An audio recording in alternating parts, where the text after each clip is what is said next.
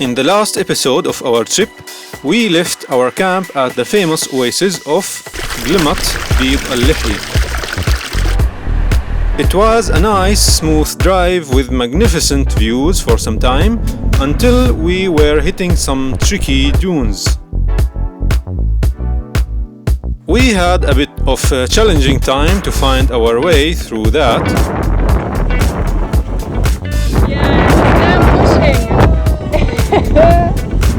Before we finally back on the easy track again.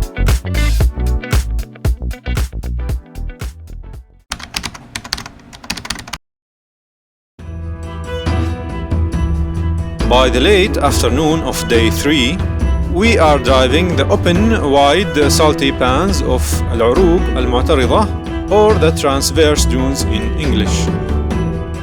We are supposed to be camping at Al-Hish lakes tonight, but we are too late to reach there. A monster huge size of dune came on the way, so we are stopping by to enjoy the magical view of the whole empty quarter from the top.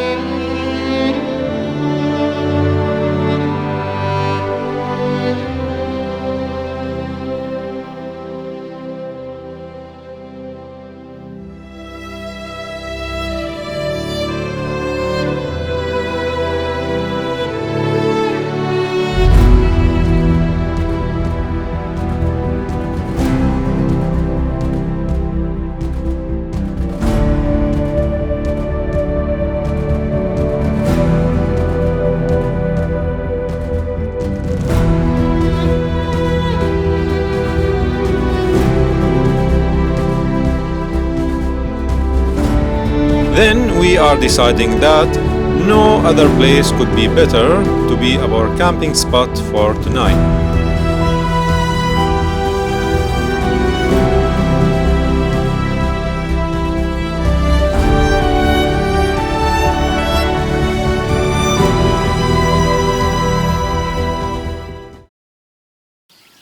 We camped last night nearby a running water well, surrounded by a little fence and plenty of grass. We are coming to such a well almost every day. These wells are offering free and reliable source of water for taking shower, washing clothes and dishes. I'm personally not missing taking that offer at every well. The smooth drive along the transverse dunes continues today. And before we go far into that, let me explain in a minute where we are exactly. In the last 3 days of our journey, we covered around 450 kilometers, starting from the last fuel station at Shbeta to our current position at Al-Uruq Al-Mu'tarida, or the transverse dunes in English. Along that distance, we set our first camp at the well of Glimat Asekra, the second at the oasis of Bid al-Lihi, and the third at the Monster Dune. We also drove several types of terrain, like the established tracks of Al-Kidn Trail, the open, wide sand of Al-Dakaka, the tricky, challenging dunes by the end of Al-Dakaka, and back on the established tracks of the salty pans of Al-Uruq Al-Mu'tarida, or the transverse dunes in English. We are following the established tracks towards east for 90 kilometers to reach the famous lakes of Al-Hish. From there, we are heading northeast for around 250 kilometers, where our trip ends at Al-Daris fuel station. So stay tuned to see how it goes. As the driving continues on the established tracks, more wells are coming on the way. This one here called Glimat al-Da'if, and it's a very famous well among the empty quarter traveling community. The driving continues along the established track, and on the way, we are coming to a well-known place to empty quarter travelers. It's the intersection to the Abalutan, the last village in Saudi Arabia. Visiting the village requires a special permit, and we are not going there anyway.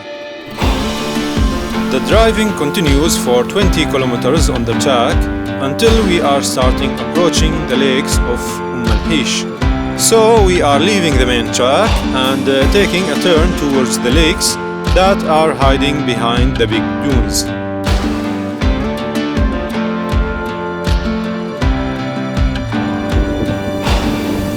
We are taking a little tour around the lake to find the best side to approach the water.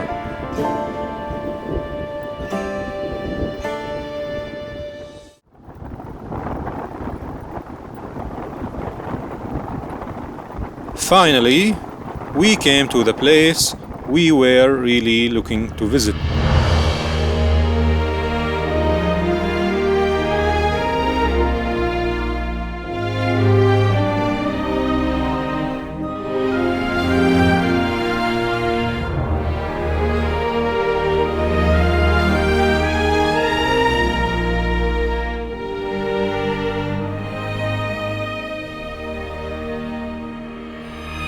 No words are enough to describe how happy and lucky we are to be here at جوهرة الربع الخالي, or the jewel of empty quarter, as the locals like to call it. It's been a long way to be here and totally worth it. So we are spending some time here, enjoying the place as much we can.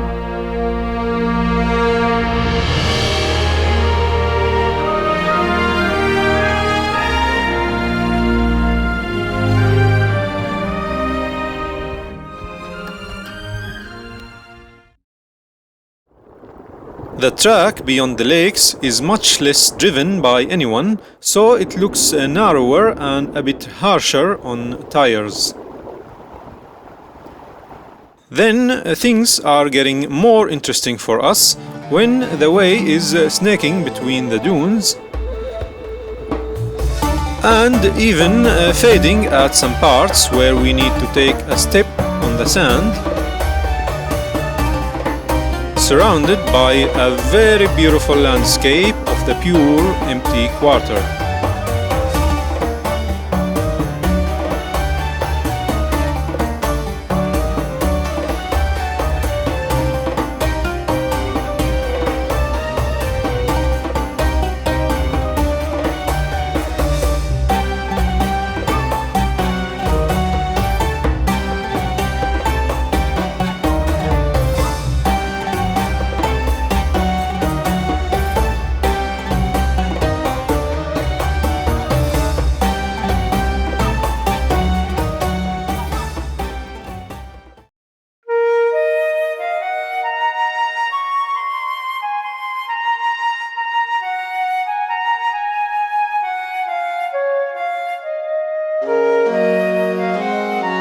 Just by the sunset time, we are coming to a spot with a magnificent view to the whole desert, which is going to be our camping spot for tonight.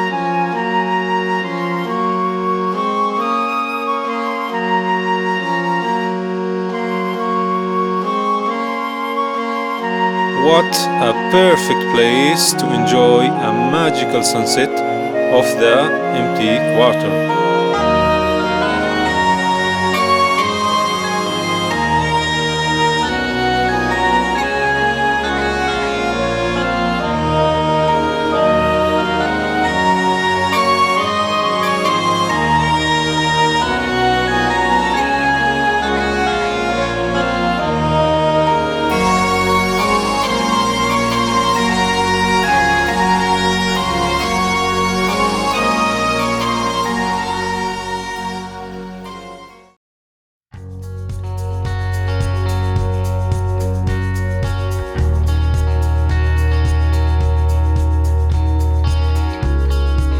By the fifth morning of our trip, we are ready to tackle the last 200 kilometers, starting from our camping spot to Aldris fuel station, where our trip ends. These 200 kilometers are going through Al-Qa'd sand formation. Al-Qa'd formation consists of plenty of giant star shape of dunes spreading randomly and leaving large salty pans in between. Our plan is to drive most of the distance of 200 kilometers, following tracks on the salty pans, avoiding the giant star dunes, and taking the sand only at lowest level to jump from a pan to another. The plan worked well for most of the distance, except for few spots where the star-shaped dunes are linking together and forming chains of continuous walls of sand, blocking our way and doesn't leave any options to escape. This new factor now is turning our day into an epic adventure with plenty of drama at each one of these situations. These situations kept me very busy trying to manage, so unfortunately I missed taking most of these moments in videos. However, I took videos at several times of the day and hoping they are still good enough to tell the story.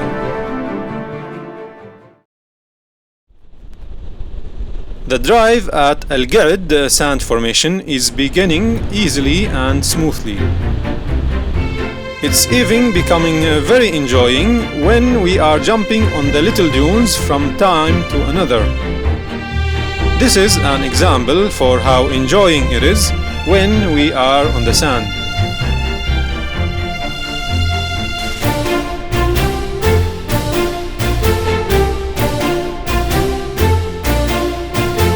And this is an example for how wonderful the landscape is at Al-Qa'd sand formation.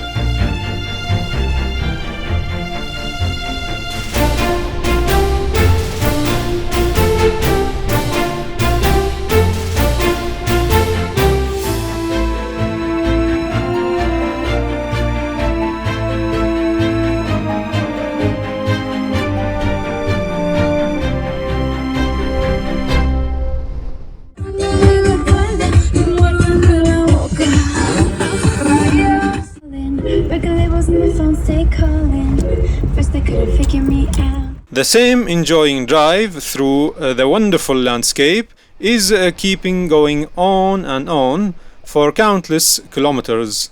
I thought it's gonna be like this all the way to the end, but within a short time things are taking totally a different scenario.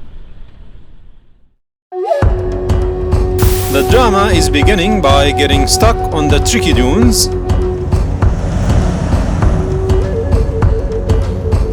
then by trying to climb up a big wall of sand and having a tire pop out.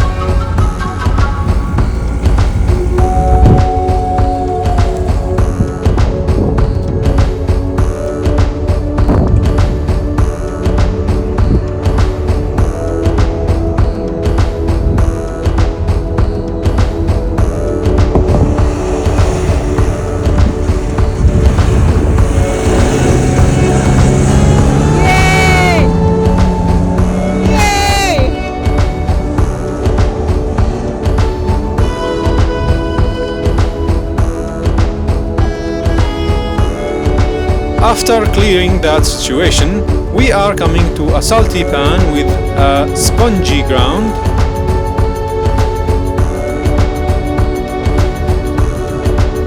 So we need to take it in a high speed to avoid all the cars getting stuck in the middle of nowhere. After that, more tricky dunes are coming on the way, and the epic day continues. Careful guys, the sand is very loose on the slope, so you have to keep the steering straight.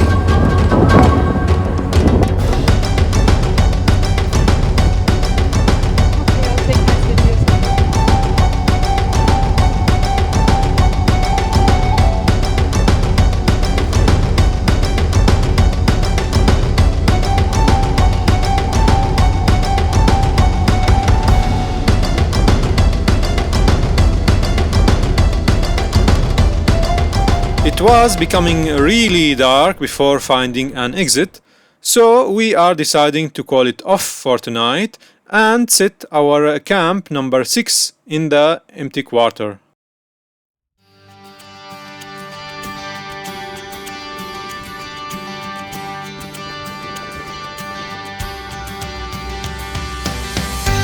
By the morning, things are coming clear for us, and we are able to find an easy way to exit the desert.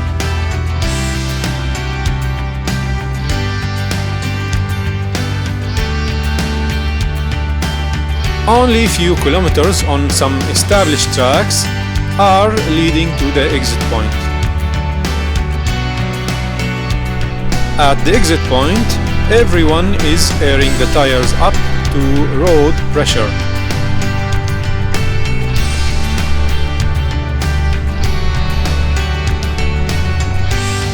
Then we are driving the road for the first time in 6 days and filling at Aldris fuel station, where the total distance on my odometer is showing 878 since we entered the desert at the last fuel station. The Saudi Empty Quarter expedition is not the biggest adventure I ever had, but it's definitely the most epic one in many aspects. The planning, the preparations, the remoteness, the terrain, the logistics, the challenges, the nature, and of course the unexpected factors. It is really a mind-blowing experience and a journey to consider being a part of for building amazing memories. It is an opportunity that offering many great things: great nature, great off-road, great adventure, great times, and above all, the great people. So I'm really glad to have such great people out there, and as I always say, I cannot be thankful enough to you guys for making such an epic journey to remember for the rest of my life.